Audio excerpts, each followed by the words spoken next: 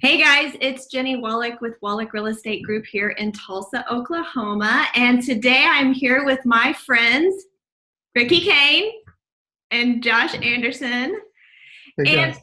and we are so excited to talk with you today about agent referrals, agent to agent referrals. I know it's a big part of all of our businesses and we have lots of thoughts and ideas to share with you. So we'll just dive right in and get to their agent success secret. So hi, Ricky. How you doing, Jenny? I am great. You want to just introduce yourself and say where you're from, what percentage of your business come from agent referrals, and what's your production look like this year?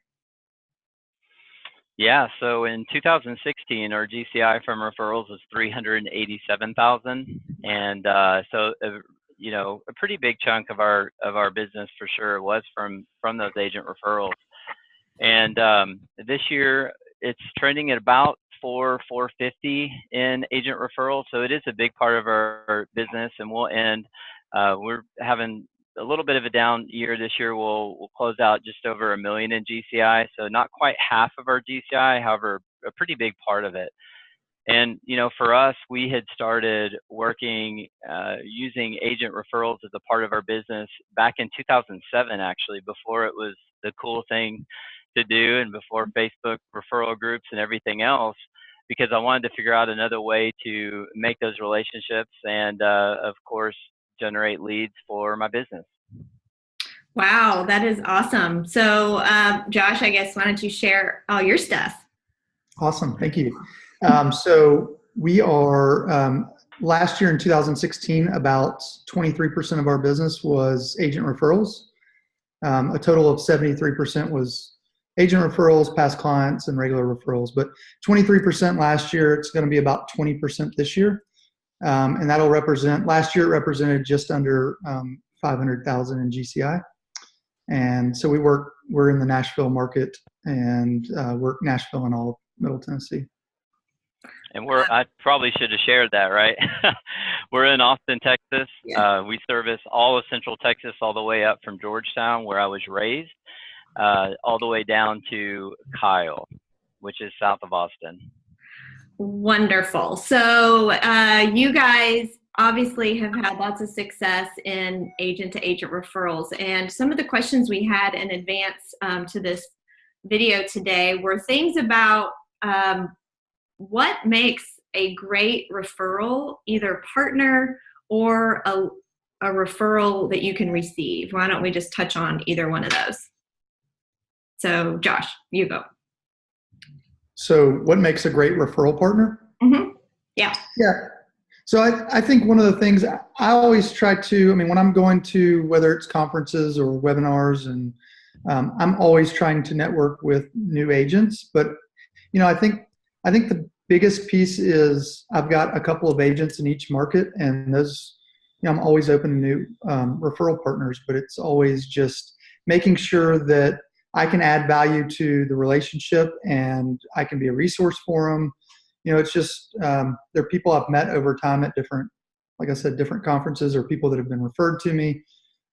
We have a lot more, it seems like we have a lot more incoming referrals, and we certainly have a lot of outgoing referrals as well. But Nashville is one of those markets that so many people are moving here that we have a lot of incoming referrals. So I don't know if that answered your question or not. Well, yeah, and I kind of messed up on it, and that's still a great answer. And so, Ricky, same to you. How are you adding to your referral partner network in that way?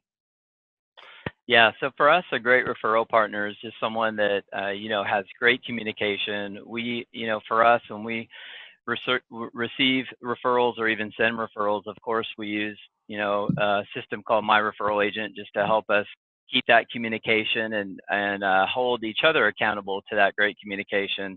So for us, really a great referral partner is someone that if it's us receiving a referral, it's someone that's giving us a lot of background on them, maybe some personality traits, things that may be important to them. So that way, when we have that first initial call, we're building rapport quickly and we're getting to the heart of the issue. And so that way it enables us to serve them at a higher level and start off that relationship right from the very beginning. Well, that's great. And so we'd also chatted a bit about a lead versus a referral. So how do you view these as being different or the same? Definitely different. Yeah, a lot of times when we get the leads that are called referrals, they tend to be something that's a text message or an email, not usually a phone call from the referring agent. Mm-hmm. We're seeing a lot of those, and for us, a referral is someone that the person sending it has a relationship with them in some way, whether it's a client, someone they knew, someone they've had a conversation with. When we're having a conversation with a sending agent too, we want to ask them, hey, have you mentioned that we're going to be reaching out? Do they know about us? So that way it's not catching them off guard and they're saying, well, who are you? And the most awkward thing is, right, you call the referral and then you reference the person that sent it to you and they don't even know who that person is. And so that can make it a challenge to build rapport and to ensure we secure the deal. And that's what we all want, right? We want to make sure we take care of them and we can send a check to the referring party. Right, absolutely. So, Josh, let's talk about even just nowadays with social media and all these Facebook groups. What are some good etiquettes that you, in a perfect world, everyone would adhere to the same rules? Yeah. So one thing I'd say real quick, just kind of piggybacking on what Ricky said, I think a big piece of all of this is just like the whole setting of expectations and over communication. So, and Ricky said that well, but I think that a big piece of this is everybody's giving shout outs and doing things on the Facebook groups, or, it's really figuring out what is that client that's being referred. We don't even know a lot of times what they need or what they want, or what, do they want to work with a male or a female? Do they, what part of town are they really? I know a big piece of that is people go, oh, well, I have a client moving to Nashville. And then you start really digging into it and they're not actually Nashville. They're, 25 miles away, which is still greater Nashville. But I think a lot of times we get so in a hurry to refer that and put them in touch with somebody that we really don't do a good job of digging deep enough like we would with our buyers and sellers locally, or if we're interviewing people for our team. I just don't think I think what I'm seeing is there's a lot of agents that are just throwing out referrals, and maybe they're more along the lines of like maybe a little bit of a vetted lead rather than an actual referral that's a past client or friend or family member. Yeah, that's a great point. Yeah, I think actually it's better to not so much speed to lead. I'd rather see agents slow down on broadcasting it out there or sending the referral, and slow down a little bit and take some time to figure out what it is that they really are looking for. So, like I said before, so that first conversation is powerful and we can make sure they get with the best agent. There are times where we receive referrals and I just don't feel like we're the best one for it. And so I'll help them then connect with someone else. However, if we don't know that, then it just is even more awkward, because then we're having to tell the referral that we might not be the best partner for them. And then that makes the referring agent potentially look bad. And so getting all that information ahead of time, like Josh said, just to make sure we really know what it is that they're looking for and who can best serve them is crucial. Well, and that's so great, because at the end of the day, it's about our clients having the best service that they can have and finding the perfect home or getting their home sold. So let's stay on social media for a minute. And I know. Can I answer my question? Oh, sorry. The one about etiquette. Oh, go ahead. Yeah. So one of the things real quick. So just on the etiquette piece, I think one of the things that comes to mind for me is like, an agent posts something on, posts a referral on Facebook, and then, they kind of what you dub post and ghost, and you never hear from the agent, or you don't hear from them for 3 or 4 days. And, it's kind of frustrating, because it's, we follow up with our referral partners just like we would with a client, or a lead that comes to our website. And, I'm a big boy. I'm not like, it's not going to hurt my feelings if somebody, tells me they went with somebody else. There's nothing wrong with competition. I would rather just know, so I can take that energy and put it into something else. Mm-hmm. So that's probably, when I think of etiquette, that's probably the number one thing. That just if it's been placed, just go back into your post and state that it's been placed, or take it off of the group and just kind of text people back and say, hey, I made a decision already. I had to do it quickly. I didn't get to interview the people, like I would have liked to have, but the referral was hammering me to get somebody to them or something along those lines. Yeah, that's a good point. And I would say for etiquette too, if you're recommending people online in those Facebook groups, really disclose why it is that you're recommending them. Is it because they're your expansion partner? Is it because they're actually on your team or they're your rainmaker? Is it because you're in a group with them outside of that group and you guys all recommend each other? Or is it honestly the way it should be, which is the way it started years ago, where that agent actually sent a referral to the agent they're recommending and they did a great job? I know when I'm putting a referral on there, I want to know who knows this agent to be good because they have a relationship with them and they've seen firsthand what their service looks like. So I would say for etiquette, be transparent in terms of why it is that you're making that recommendation. That's a great point. That's awesome. So let's say now you have received the opportunity to work with that referral. Let me back up. Instead, what are your systems that you have in place for your team and your business to generate referrals, to be the referral partner of your city, the master of your city? Ricky, you want to take that one, or do you want me to? Yeah, so it's for me, it started again in 2007, and I'm going to be vulnerable here for a little bit, right? So in my first couple of years, I didn't know I was on another team, and it was rough for me. I did not do well in real estate my first 2 years, and I was told get a nice business card, tell everyone you're in real estate, and go to networking events and do open houses, and you'll crush it. And I didn't crush it from doing that.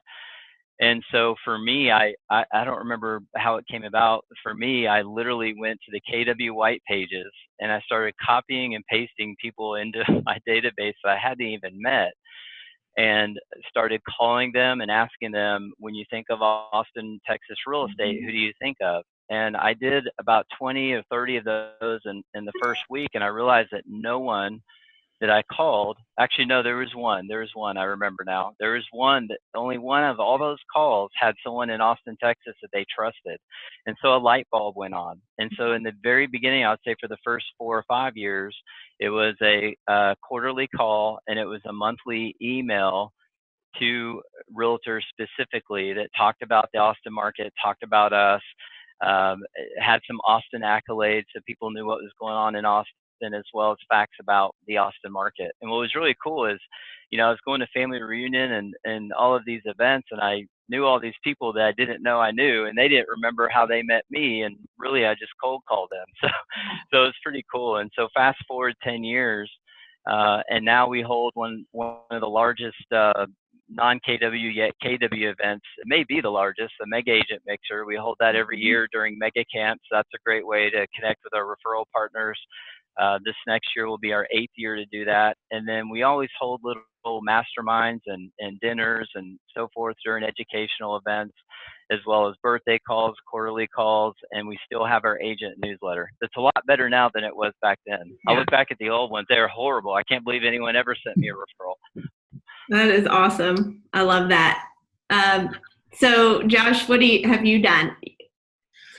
Ours is very similar. I think mine started similar to Ricky.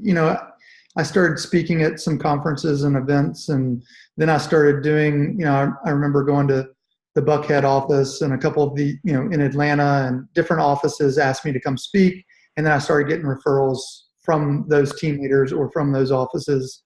And I kind of one day looked up and I was like, dang, I've done 20 deals this year because of, agent referrals around the country. And I think it's online, offline. I think it's merging the two of those, and, being present on the social media piece of it, but also, being a resource and adding value. It's kind of, just constantly trying to be a resource for people that maybe, are not where I am in business and are trying to get there, and, saying, hey, I'm happy to give you 30 minutes of my time or an hour, or hey, I'll teach a class for you guys or your team or your market center. We also do newsletters monthly. We do our postcards and then do calls as well. So it's kind of a combination of things, but it's really just reminding them that, I'm in Nashville and how can I continue to be a resource for them. That's awesome. Yeah, and like Josh said too, coming from contribution, I'm sure both of y'all are the same way. I would say half of the referrals that we get where it's me speaking with them and not Cody K, it winds up somehow turning into a coaching call because we start talking about our businesses and everything else. They have all these questions, and it's coming from contribution and not just being a referral receiver, being someone that's actually providing opportunities for that other person, whether it's in the form of a referral or, like Josh said, teaching at the market center. A lot of team leaders, a lot of referrals we get are because they went to their team leader and their team leader mentioned us.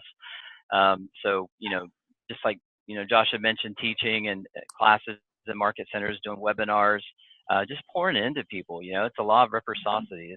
It works in real estate too. Well, you guys are so awesome, and I would love to have you back. I know we're on a time limit here, and let's just wrap up real quick. And honestly, I just got a notification on my Zoom that this only goes for 40 minutes, so I've been on that long.